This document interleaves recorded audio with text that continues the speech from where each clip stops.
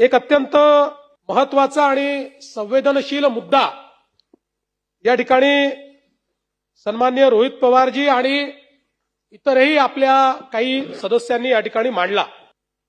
मी या संदर्भातली काही वस्तुस्थिती पहिले आपल्या पुढे मांडतो।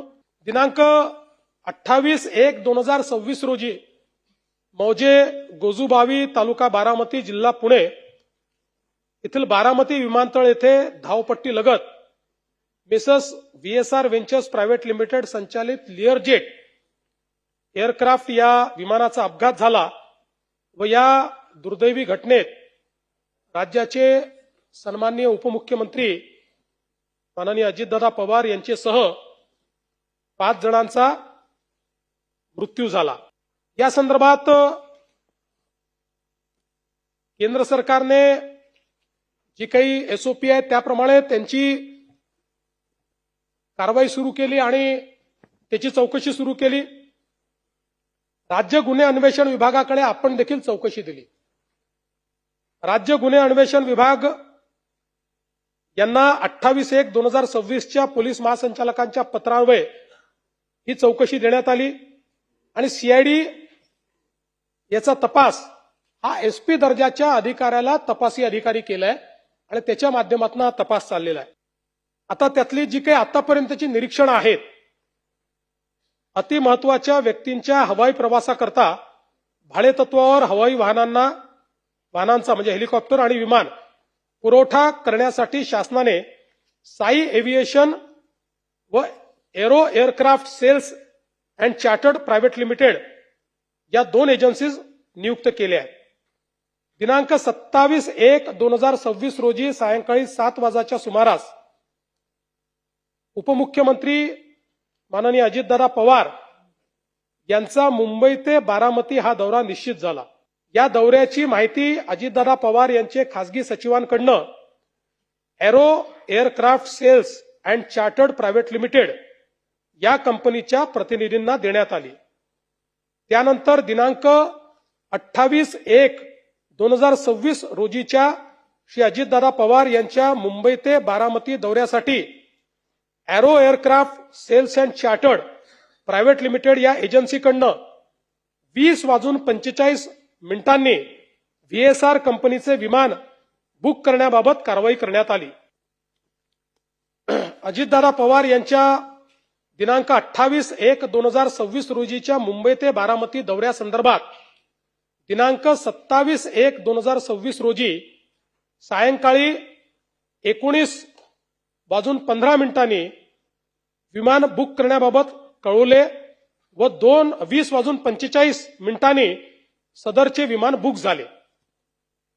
पायलट को पायलट यांची breath analyser test, pilot Sumit Kapoor यांची ब्रेथ एनालायझर टेस्ट दिनांक 28/1/2026 रोजी सकाळी 7:09 व को पायलट शांभवी पाठक यांची ब्रेथ एनालायझर टेस्ट सकाळी 7:13 विमानाच्या उड्डाणापूर्वी करण्यात आली आहे। त्या टेस्टमध्ये अल्कोहोलचा अंश नाही, ती टेस्ट निरंक आली आहे। दिनांक 28/1/2026 रोजी श्री अजितदादा पवार हे देवगिरी निवासस्थानावरून निघून मुंबई विमानतळावर सकाळी 7:52 पोहोचले। श्री अजितदादा पवार त्यांचे वैयक्तिक सुरक्षा रक्षक विमानामध्ये बसल्यानंतर विमान सकाळी 8:12 मुंबई विमानतळावरून बारामतीसाठी या विमानाचे उड्डाण झाले। मुंबई विमानतळ परिसर तसेच बारामती परिसरातील CCTV फुटेज प्राप्त करण्यात आले आहे।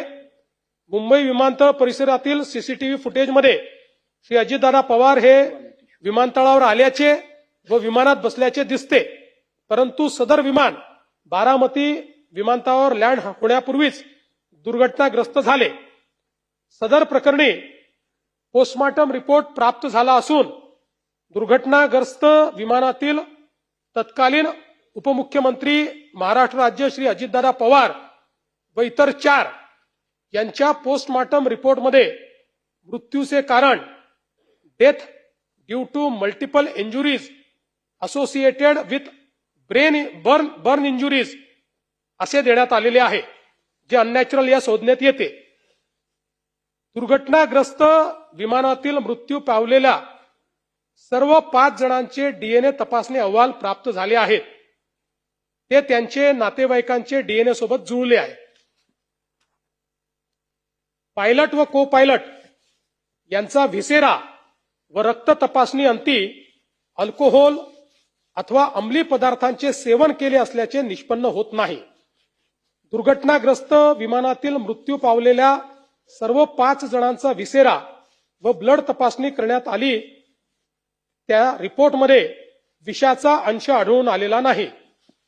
विमानामध्ये स्फोटक पदार्थांचा अंश नसल्याबाबत राखेच्या तपासणीमध्ये न्याय सहाय्यक वैज्ञानिक प्रयोगशाळा यांच्याकडून अहवाल प्राप्त झाला आहे. प्रत्यक्षदर्शी साक्षीदार अजितदादा यांच्याशी संबंधित पीए, सुरक्षा अधिकारी, बंदोबस्त अधिकारी, बीएसआर कंपनीचे संचालक व्हीके सिंग व रोहित सिंग यांच्याकडे चौकशी करण्यात आली. सदर विमानातून इंधनाचे वेगळे कॅन वाहून नेल्याबाबत कुठलाही पुरावा आढळून आलेला नाही. पायलटची नेमणूक दिनांक 27/1/26 रोजी 21:11 स्लॉट्स अलॉटमेंटसाठी तात्पुरत्या स्वरूपात विमानाचे क्रू डिटेल्स मध्ये पायलट म्हणून कॅप्टन साहिल मदान आणि कॅप्टन यश यांच्या नावाचा मेल बारामती एअरपोर्ट डायरेक्टर यांना करण्यात आला होता. अशा प्रकारे स्लॉट अलॉटमेंटसाठी तात्पुरते नावं देऊन स्लॉट निश्चित करण्याची पद्धत आहे. त्यानंतर पायलट व को पायलटची नेमणूक करण्यात येते असे बीएसआर कंपनीकडून सांगण्यात आले. बीएसआर कंपनीचे ऑपरेशन्स टीमने शेड्यूल रोस्टरमध्ये या दौऱ्यासाठी कॅप्टन राहुल ओबेरॉय व दिलीप सिंग यांना पायलट म्हणून 22:42 नेमले. परंतु पायलट राहुल ओबेरॉय यांनी त्यांचे पोट खराब असल्याने त्यांना सकाळचे फ्लाईट ऐवजी संध्याकाळचे लातूर जाणाऱ्या फ्लाईटवर ड्युटी देण्यात यावी असे सांगितल्याने लगेच त्यांच्या ऐवजी कंपनीच्या ऑपरेशन्स टीमने कॅप्टन सुमित कपूर व को पायलट शांभवी पाठक यांना या विमानासाठी नेमले. त्यानंतर बीएसआर कंपनीच्या ऑपरेशन्स टीमने या दौऱ्यासाठी कॅप्टन सुमित कपूर व को पायलट शांभवी पाठक यांना पायलट नेमल्याचे नवीन शेड्यूल रोस्टर हे रात्री 23:54 संबंधित व्हॉट्सअप ग्रुपवर पाठवले. त्यामुळे ऐनवेळी कोणत्याही पायलटची नेमणूक करण्यात आलेली नव्हती. तर पुरेशा आधी व आदल्या रात्री दिनांक 27/1/2026 रोजी 23:54 पायलट सुमित कपूर व को पायलट शांभवी पाठक यांना नेमण्यात आले होते. त्यांनी विमान उड्डाणापूर्वी पुरेसा आराम केला होता. सुमित कपूर यांना 36 तास व शांभवी पाठक यांना 9 दिवस आराम मिळालेला होता. दुर्घटनाग्रस्त लिअरजेट 45 व्हीटी SSK विमानासंबंधी माहिती. विमानाचे मेकिंग वर्ष 2010, सर्टिफिकेट ऑफ एअरवर्दीनेस 16/9/2021, बीएसआर कंपनीच्या नावाने रजिस्ट्रेशन 27/12/2022, रजिस्ट्रेशनची वैधता 15/8/2027, एअरवर्दीनेस रिव्ह्यू सर्टिफिकेट दिनांक 10/9/2025 रोजी डीजीसीएने सदर विमानाचे निरीक्षण करून सदर सर्टिफिकेट दिले असून ते 1 वर्षासाठी लागू असते. विमानाची अलीकडच्या काळातली तपासणी. बीएसआर कंपनीच्या इंजिनियर्सनी विमान उड्डाणाचे एकूण 4776 तास झाले असताना दिनांक 23/3/2025 रोजी विमानाची शेवटची तपासणी करण्यात आलेली आहे. बीएसआर कंपनीचे कामकाज. बीएसआर व्हेंचर्स प्रायव्हेट लिमिटेड कंपनीची नोंदणी 2011 मध्ये करण्यात आली आहे. सध्या या कंपनीचे संचालक व्हीके सिंग व त्यांचा मुलगा रोहित सिंग हे आहेत. बीएसआर कंपनीचे काम व्हीके सिंग हे पाहतात. कंपनीकडे एकूण 16 विमानं, 20 पायलट आणि 36 को पायलट आहे अशी माहिती प्राप्त करण्यात आलेली आहे. तांत्रिक बाबी संबंधीची माहिती. AAIB चा प्राथमिक अहवाल प्राप्त आहे. तथापि अंतिम अहवाल आल्यानंतर पोलीस तपासामध्ये तो समाविष्ट करण्यात येईल. व तपासात त्याचा विचार करण्यात येईल. VTSSK विमानाचे वार्षिक इन्शुरन्स 27/8/2025 रोजी काढण्यात आले असून त्याचा प्रीमियम वार्षिक 25,56,384 इतका आहे. विमानाची लायबिलिटी ही 50 कोटी आहे. आतील व्यक्तींची लायबिलिटी प्रति व्यक्ती 1 कोटी इतकी आहे. पायलट सुमित कपूर यांचे ब्रेथ एनालायझर टेस्ट पॉझिटिव्ह आल्याने 2010 मध्ये व 2017 मध्ये त्यांचे लायसन्स सस्पेंड करण्यात आले होते. त्यानंतर 1 महिना लिअरजेट विमान चालवण्याचे अमेरिकेत ट्रेनिंग करून आल्यानंतर त्यांना को पायलट आणि त्यानंतर SLF या प्रकारचे 100 तासाचे ट्रेनिंग केल्यानंतर सन 2021 मध्ये पायलटचं लायसन्स पूर्ववत मिळालं होतं. त्यानंतर नियमित स्वरूपात पायलट म्हणून ते विमान चालवत होते. CIDच्या मार्फत या घटनेचा पुढचा तपास चालू आहे. उपरोक्त अपघाताची सखोल चौकशी करण्यासाठी विविध लोकप्रतिनिधीमार्फत शासनाला विनंती करण्यात आली. विशेषतः स्वतः उपमुख्यमंत्री सुनेत्राताईंनी देखील विनंती केली की CBIच्या माध्यमातून याची चौकशी केली जावी. त्या संदर्भात महाराष्ट्र शासनाने 20/2/2026च्या पत्रान्वये केंद्रीय गृह मंत्रालय नवी दिल्ली यांना या संदर्भातली विनंती केली आहे. तसंच 6/3/2026 रोजी राज्यातील लोकप्रतिनिधी जनतेच्या भावना लक्षात घेऊन केंद्रीय गृहमंत्री यांच्याकडे देखील सदर प्रकरणाची सर्वसमावेशक, पारदर्शी व कालमर्यादा ठरवलेली चौकशी करण्याची विनंती केलेली आहे. मी स्वतः त्या संदर्भात त्यांच्याशी बोललो आणि CBI चौकशीच्या संदर्भात ते आता जो काही अहवाल आहे त्या अहवालाची वाट पाहत आहेत. तो अहवाल आल्यानंतर त्या संदर्भातली पुढची कारवाई ते करणार आहेत. केंद्र शासनाने या विमानाच्या अपघाताची चौकशी केंद्रीय विमान उड्डयन मंत्रालयाच्या अखत्यारीतील एअरक्राफ्ट ऍक्सिडेंट ब्युरो AIB यांच्या मार्फत सुरू केली असून त्याचा प्राथमिक अहवाल AIBच्या अधिकृत संकेतस्थळावर उपलब्ध आहे. सदर अहवालाच्या आधारे पुढील बाबी निदर्शनास येतात.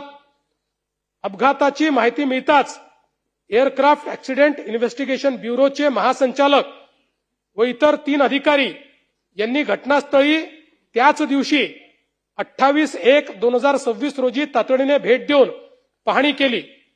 Directorate general of civil aviation DGCA च्या 3 अधिकाऱ्यांचे स्वतंत्र पथकही घटनास्थळी त्याच दिवशी तपासासाठी दाखल झाले.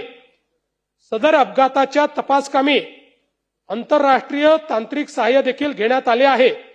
त्यानुसार international civil aviation organisation ICAO नियमानुसार national transportation safety board NTSB USA याला या प्रकरणाची सूचना देण्यात आलेली आहे व त्यांची मदत घेण्यात येत आहे. बंबार्डियर हनीवेल या विमानाशी निगडीत तांत्रिक कंपन्या आणि फेडरल एव्हिएशन ऍडमिनिस्ट्रेशन USA यांचे तांत्रिक तज्ञ तपासामध्ये सहभागी केले गेले आहेत. फ्लाइट डेटा रेकॉर्डर SSFDR मधील डेटा डाउनलोड करून AIB लॅबमध्ये विश्लेषण सुरू आहे. विमानातील कॉकपिट व्हॉइस रेकॉर्डर यामधील डेटा मिळवण्यासाठी NTSBची मदत घेतली जात आहे. सदर अपघाताच्या तपासासाठी aircraft maintenance engineer AME, air traffic controller, aviation medicine specialist या क्षेत्रातील तज्ञांची मदत घेतली जात आहे. एकूणच तपासामध्ये तांत्रिक डेटा विश्लेषण, घटनास्थळ तपासणी, आंतरराष्ट्रीय तज्ञांची मदत, फ्लाइट रेकॉर्डर विश्लेषण आणि हवामान विमानतळ परिस्थितीचा अभ्यास या सर्व बाबींवर विशेष भर देण्यात आला आहे. सदर अपघाताच्या दरम्यान AIBच्या अहवालानुसार खालील बाबी निदर्शनास आल्या आहेत. बारामती विमानतळावर अधिकृत MET मेट्रिओलॉजिकल सुविधा उपलब्ध नाही. VFR उड्डाणासाठी आवश्यक व्हिजिबिलिटी किमान 5000 मीटरपेक्षा जास्त अपेक्षित आहे. तथापि घटनेच्या वेळी व्हिजिबिलिटी 3000 मीटर इतकी होती. विमानतळावर विंडसॉक शिवाय कोणतेही नॅव्हिगेशन उपलब्ध नव्हते. त्यामुळे सदर लँडिंग हे पूर्णपणे व्हिज्युअल रेफरन्सवर अवलंबून होते. विमानतळावर स्वतःची ARFF aircraft rescue and fire fighting सुविधा उपलब्ध नव्हती. सन 2016 नंतर रनवेचे डांबरीकरण झाले नव्हते. तसेच रनवेवर खडी व चिन्हे फिकी झालेली आढळली. बारामती विमानतळ हे अनकंट्रोल्ड एअरफील्ड असणारे आहे. सारांश, सदर प्रकरणाची CID मार्फत चौकशी सुरू असून AAIBचा अंतिम अहवाल प्राप्त झाल्यानंतरच तपासाच्या अंतिम निष्कर्षापर्यंत पोहोचता येईल. सदर प्रकरण CBIकडे मी आधीच सांगितलं की त्याचा पाठपुरावा सुरू आहे. आता या संदर्भात ही जी काही वस्तुस्थिती आहे, या व्यतिरिक्त काही गोष्टी या ठिकाणी समोर आल्या. खरं म्हणजे रोहित पवारजींनी अतिशय भावनिक पद्धतीने हा मुद्दा मांडला आणि निश्चितपणे चेतन तुपेंनी देखील अतिशय चांगल्या पद्धतीने तो मुद्दा मांडला, अनेकांनी मांडला. निश्चितपणे महाराष्ट्राची आणि देशाची आणि अजितदादांवर प्रेम करणाऱ्या प्रत्येक व्यक्तीची ही अपेक्षा आहे की याची नीट चौकशी झाली पाहिजे. यातलं सगळं सत्य हे बाहेर आलं पाहिजे आणि याबद्दल कोणाच्याही मनामध्ये शंका नाही. मी या निमित्ताने केवळ एवढंच सांगू इच्छितो की रोहित पवार प्रयत्न करतायत, चांगलं आहे, आमचं सगळ्यांचं त्यांच्या प्रयत्नाला समर्थन आहे. मात्र ही भावना होता कामा नये की इतरांना त्याबद्दल काही घेणं देणं नाही आहे. ही भावना अयोग्य आहे. या सभागृहात बसलेल्या बहुतांश लोकांना, अजितदादांच्या कमी अधिक प्रमाणात सर्वांना अजितदादांच्या संदर्भात तीच संवेदना आहे. प्रत्येकाचं हे मत आहे की याची निष्पक्ष चौकशी झाली पाहिजे. या चौकशीच्या आड कोणीही येता कामा नये. आणि विशेषतः मागच्या काळामध्ये अनेक वेळा राष्ट्रवादी काँग्रेसचे सगळे आमदार 3 वेळा तरी किमान मला येऊन भेटले. चौकशीचं काय चाललेलं आहे, चौकशी CBIची कधी सुरू होणार आहे. त्यांनी मला ही विनंती केली की एकदा आम्हाला सगळ्यांना घेऊन तुम्ही अमितभाईंकडे घेऊन चला. मी त्यांना सांगितलं सभागृह आपलं सेशन संपल्यानंतर मी अमितभाईंची वेळ घेतो, तिथे देखील आपण जाऊ. परिवारातही अनेक वेळा त्या संदर्भातली जी काही चर्चा आहे ती झालेली आहे. त्यामुळे मला असं वाटतं की या संदर्भात प्रत्येकाच्या भावना तेवढ्याच तीव्र आहेत. कदाचित कोणी एक्सप्रेस करतं, कोणी करत नाही. आणि या निमित्ताने एक गोष्ट अजून मला आपल्या निदर्शनास आणून द्यायची आहे. आपण प्रयत्न करतात ही चांगली गोष्ट आहे आणि मी तर तुम्हाला सांगतो राज्य सरकार आपल्या प्रयत्नांमध्ये जिथे जिथे राज्य सरकारचा रोल असेल पॉझिटिव्ह राहील, तिथे मदतच करेल.